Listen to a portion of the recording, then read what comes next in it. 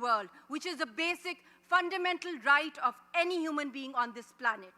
Let the world be witness today that Yasin is innocent, along with thousands of other Kashmiri Hurriyat leaders and political prisoners locked up in various jails of India.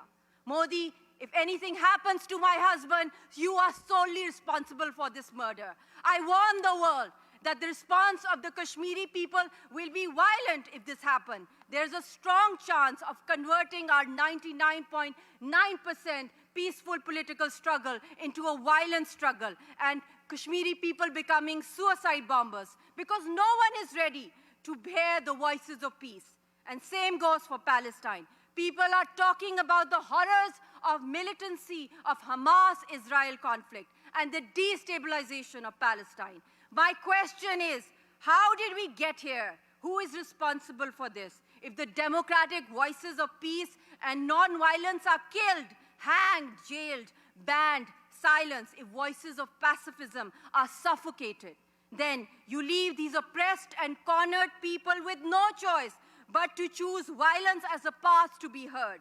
I repeat, these horrors are the seeds that are sown with our own hands, and this criminal silence of the world against the stopping of these war crimes.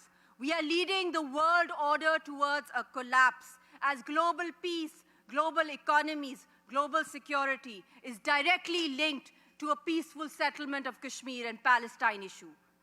Muslim women and children of Kashmir and Palestine are facing gender-based violence, including sexual harassment, rape as a weapon of war, post-traumatic stress disorder, arbitrary detentions, molestations, trafficking of women, forced disappearances, socio-economic burdens, legal issues, fertility problems, high ratios of suicide and depression, threats, malnourishments, attacks of chemical weapons, lack of reporting. All these are defined as war crimes. So I request the honorable leadership of the OIC to respond to my plea to save my husband's life and of all the oppressed Kashmiris and Palestinians, as they are the most marginalized, vulnerable communities in the world right now. Pakistan has always remained committed towards supporting the legitimate freedom struggle of the Kashmiris as per the UN resolutions, and has diplomatically, morally, politically always supported Kashmiris. Simultaneously, Pakistan also strongly condemns Israeli crimes against humanity, against innocent children, women and men of Palestine. We demand an immediate ceasefire in Gaza, an end to the blockade of Gaza, full access to international humanitarian organizations to send medicine, food, and water supplies to the beleaguered people.